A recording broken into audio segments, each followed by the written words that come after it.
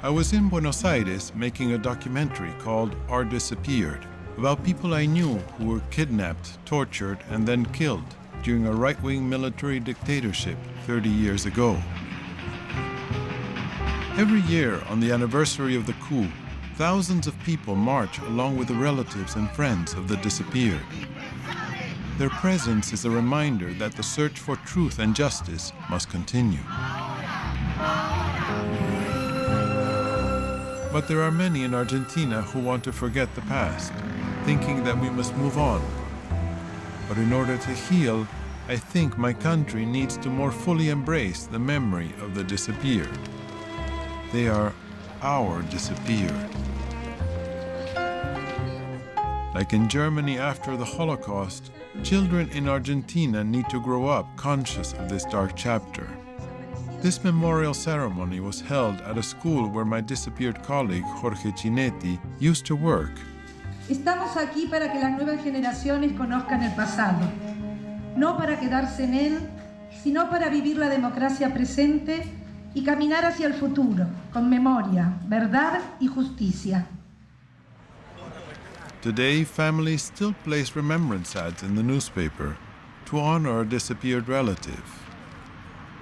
This remembrance ad was for Patricia Dixon, an old girlfriend from my university days. Patricia was almost surely taken to the ESMA, the Navy Mechanics School. The 4 huge columns have become the most visible symbol of the repression. Over 5,000 people were brought here to be tortured and then secretly detained for days, weeks, or months. Then they would be drugged and thrown alive from airplanes into the Rio de la Plata. The 4 columns now protect what is called the space for memory. For the thousands who drive by here every day, it is a vivid reminder of the terror that took over Argentina in 1976. These rare photographs were taken inside the Navy Mechanics School by a survivor who hid the negatives. They are the only known images of detainees. Photographer and human rights activist Marcelo Brodsky published them in a book called Memory Under Construction. One of these photographs is of his own brother.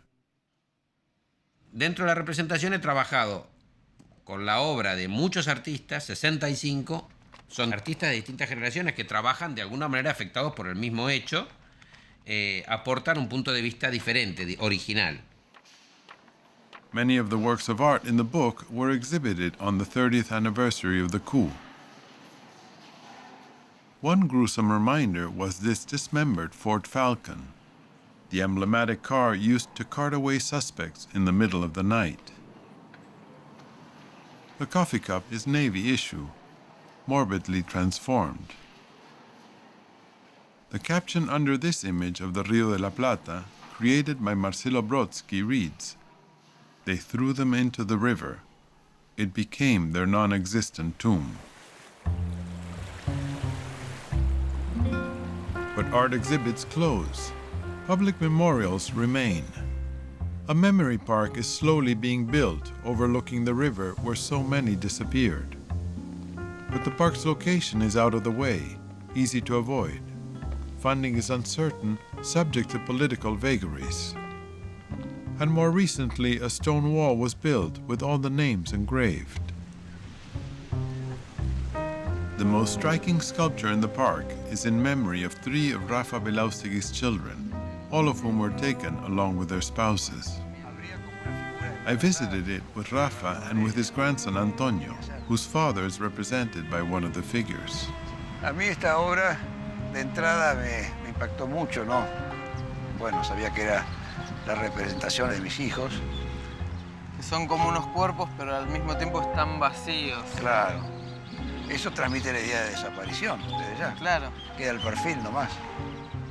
Y bueno, y además puesta en este lugar, el río de fondo, que es lo que sirvió de sepulcro. For Argentina, the task of remembering is hard work.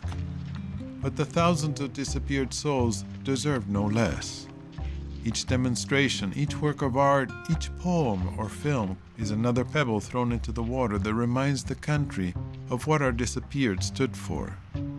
and how cruelly the military disposed of them.